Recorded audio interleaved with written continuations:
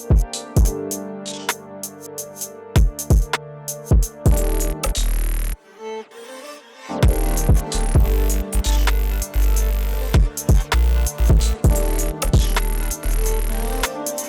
bien, bonjour à tous et bienvenue dans Faute de Time, l'émission où on interviewe des artistes.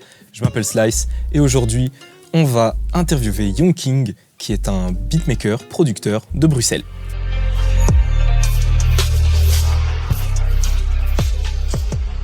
Salut Young King, ça va, tu vas bien? Tranquille, hein. Ça va? Ça a été la route? Ça va, ouais, ça a été, hein. C'est plaise. Comment tu vas? Ça va, je suis enfin là. Enfin, on se retrouve. Enfin. Alors Young King, compositeur, bruxellois, tu as quel âge? Là, j'ai 23 ans. 23 ans déjà. 23 ans, ouais. Et tu as déjà collaboré avec beaucoup d'artistes, comme par exemple YL, Bakary, Ouais. et aussi d'autres beatmakers, comme Chris Uptown ou encore Demna, qu'on connaît grâce à Mauvais Payeur de la Fève.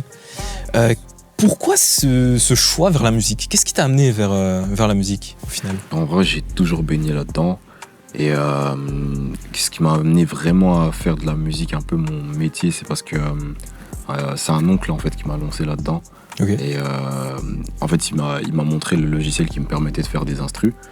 Et à partir de là, je pense qu'au moment où il me l'a montré, je m'intéressais pas plus que ça à la musique, à en faire mon métier, mais il y a vraiment un moment où Young Thug est arrivé avec London on the track. Et là, c'était trop en fait. Au niveau des instrus, c'était vraiment quelque chose qui m'inspirait beaucoup trop. Ah, donc Et, c'est vraiment principalement des inspirations américaines, quoi. Voilà, des inspirations américaines qui m'ont fait, en fait, qui me sont dit. C'est à partir de là que je me suis dit, j'ai eu un déclic et je me suis dit en vrai, je vais commencer. Et je me suis mis là-dedans directement, sérieusement. Ouais. Ok. Donc on parlait du rap américain. T'as aussi des influences de rap français, que ce soit nouveau ou ancien, hein? Ouais, bien sûr, des influences de rap français, de musique en général, hein, mais mes influences de rap français, c'est grâce un peu à mes grands frères. Donc j'ai écouté vraiment, en fait j'ai une bonne culture hip-hop en général, hein, donc je peux passer, j'ai écouté Lunatic, Solar, IAM, Ah ouais. NTM. À l'ancienne, quoi. Ouais, vraiment, l'école du micro d'argent, tout ça je connais.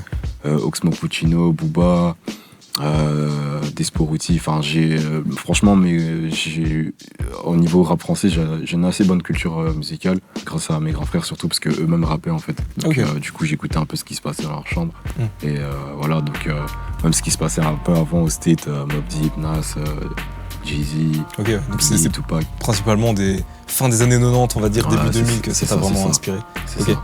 Et c'est quelque chose qu'on retrouve un petit peu dans tes productions? Est-ce que c'est vraiment quelque chose des sonorités que tu réutilises dans ce que tu fais? En vrai, toute ma musique, c'est vraiment une retranscription de ma culture musicale en fait. C'est dans le sens où il y aura peut-être des influences de sons que mes parents écoutaient, des musiques un peu de chez moi, des trucs de la house, parce que j'ai commencé à écouter de la house avant l'hip-hop. Hein. C'était vraiment, Ok. j'étais à fond sur Daft Punk, plein de sons américains que j'écoutais à l'ancienne, genre Usher et tout ça, le Ok, R&B ouais. et tout. Le R&B, un peu Ouais, des le années R&B, 2000. c'est Hein. ça, R&B. Ok. Ouais, des sonorités rap français, des sonorités rap R&B, de la variété, parce que je suis vraiment, j'ai commencé les prods en prenant pour exemple London on the track, et qui est le beatmaker par excellence le plus polyvalent en fait. Donc quand j'ai commencé, j'avais pas de style de prédilection, je voulais tout faire, savoir tout faire, et Ok.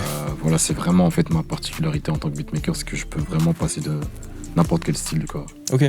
Et du coup, le fait d'être polyvalent, ça t'amène peut-être à collaborer avec des artistes que t'aurais peut-être pas imaginé. On Ouais. avait cité YL, Bakary, d'autres beatmakers aussi.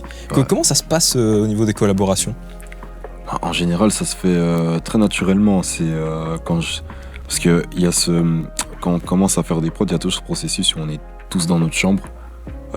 C'est un peu le moment où le moment qu'on va appeler le moment théorique, où on est tous en train de s'entraîner. Et une fois qu'on a les bons skills et qu'on sait assumer des sessions studio, vraiment comprendre ce que l'artiste veut, il y a aussi un feeling humain qui doit se faire. Ouais, c'est important. Au studio, Hein. c'est très important. C'est le plus important. C'est même plus important que la musique, je trouve. Ouais. Une fois qu'il y a un feeling humain, on arrive à mieux se comprendre et du coup à faire de la meilleure musique, je trouve. Donc en général, c'est des personnes avec qui je m'entends bien. Et du coup, en studio, ça match, quoi. Ok. Mais donc du coup, ouais, cette collaboration, c'est principalement humainement avant tout, Ouais, et c'est la ça. musique après. C'est ça. Est-ce que tu peux nous donner des petites exclus avec qui tu bosses en ce moment? Des petites exclus, ouais, des petites exclus. Ben là en ce moment, il y a pas mal de gens. Je bosse pas mal avec des artistes de Marseille en vrai. Ok. Pas mal avec des artistes de Marseille. Il y a, allez, comme exclu, qu'est-ce que je pourrais dire, qu'est-ce que j'ai le droit de dire. Il y a un projet avec YL qui est en cours, Ok. qui va se mettre en marche là. Et ouais, sinon il y a pas mal de collaborations avec beaucoup d'artistes de Marseille, ceux qui ont participé à Bande Organisée d'ailleurs. Il y a Koffs, Naps. Il y a Samblaz et plein d'autres. Franchement, plein d'autres. Sur Marseille, il y en a plein quoi.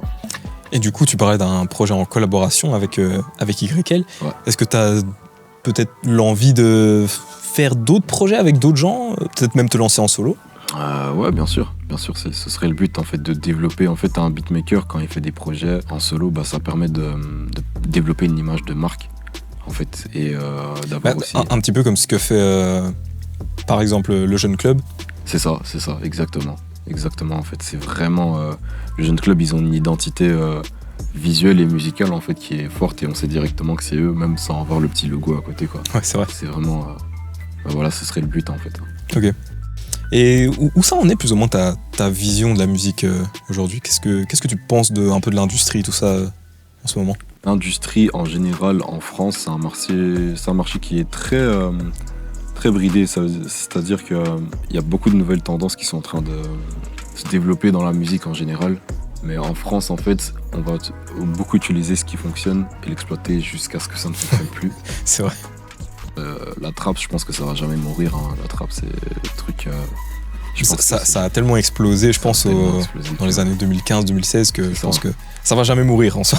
Il y aura des petites variations peut-être éventuellement, mais. On s'est fait avoir par la Jersey.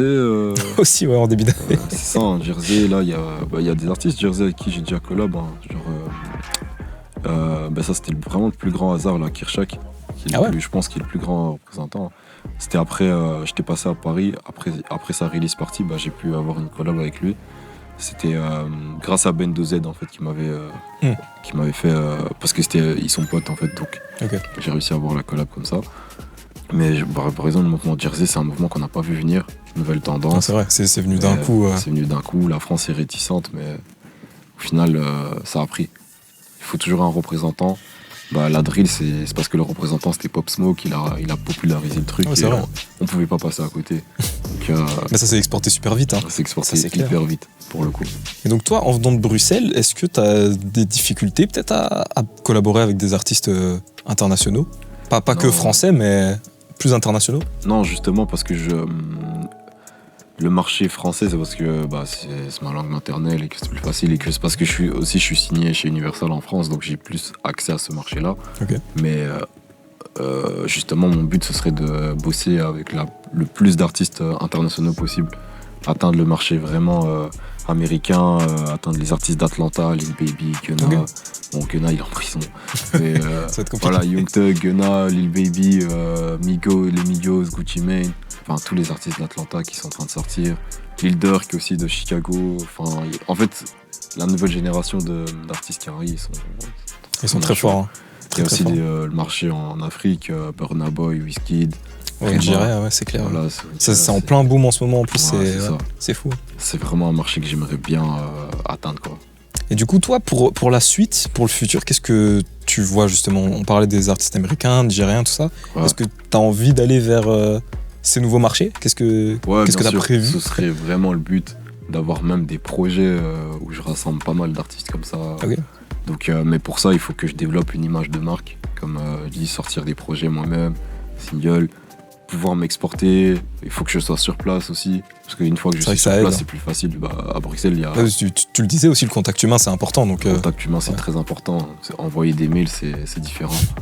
Donc, franchement, il faut que je sois sur place, parce qu'à Bruxelles, c'est dommage, parce que bon, là, à Bruxelles, il y a pas mal d'artistes, mais j'ai déjà un peu collaboré avec la plupart. Sauf peut-être Damso, Hamza, qui sont vraiment les plus gros. Les plus inaccessibles en soi. Les plus inaccessibles. Après, ils sont difficilement joignables en Belgique. Mais sinon, la plupart des artistes en Belgique, en général, j'ai déjà collaboré avec. Et je pense qu'une fois que je suis sur place dans un pays, c'est facile d'atteindre certains endroits. En fait, il faut être un peu une petite dose de culot et un peu de chance aussi. Mais par rapport à tout ça, c'est plus des projets que je me vois vraiment sur le long terme faire tout le temps, quoi. Aller vraiment m'exporter et m'installer même dans les pays où j'ai envie de bosser, quoi. J'aimerais bien m'installer par exemple à Atlanta, tu vois. Ok. Atlanta pendant un bon moment, vraiment placer tout le monde là-bas. Puis peut-être même m'installer au Nigeria carrément. Ouais, Vraiment faire un éventuellement. truc au Nigeria, tu vois. Mais ce sera un délire. Et du coup, en dehors de la production musicale, pour le futur, qu'est-ce qui tenterait? Le management peut-être d'artistes, c'est quelque chose qui t'intéresse? Ouvrir un studio, ouvrir un label éventuellement? Ce serait peut-être après, tu vois, si je fais plus de prod. Enfin, je vais toujours en faire, mais si c'est plus le centre de mes actions, en fait. Le management, ce serait intéressant, mais pas maintenant, parce que c'est vraiment... Je me vois mal, moi, par exemple, en tant que beatmaker, confier mon management à quelqu'un qui a déjà une carrière, parce qu'il n'aura jamais le temps. C'est vrai. Donc, c'est la même chose pour le management, je vais pas le faire maintenant. J'ai pas mal de projets d'entrepreneuriat, j'avais déjà construit un studio, je vais en reconstruire un nouveau. Ok. Boîte d'édition aussi, j'aimerais bien... Et comme j'ai aussi quelques petites compétences en informatique, j'ai des idées d'appli, des trucs et tout. Ah ouais, c'est carrément pas mal. Ce serait pas vraiment mal en dehors de la musique, quoi. Ouais, vraiment Ok. en dehors de la musique, mais qui serait toujours quelque chose qui pourrait aider l'industrie. Donc j'ai pas mal d'idées, mais je préfère me concentrer pour l'instant sur ma carrière, voir un peu en fonction de comment ma carrière va évoluer. Ouais. Ces projets aussi évolueront en même temps que ma carrière, quoi. Ok. Eh ben merci en tout cas, Young King, d'être venu. Merci à toi. pour avoir répondu à toutes mes questions. Et j'espère que tous tes projets vont se réaliser dans le futur. On l'espère. Merci, on espère, on espère. On espère. Pour nos auditeurs, en tout cas, on va se retrouver la semaine prochaine pour une nouvelle édition de Faute de Time. C'était Slice, c'était Young King. À plus.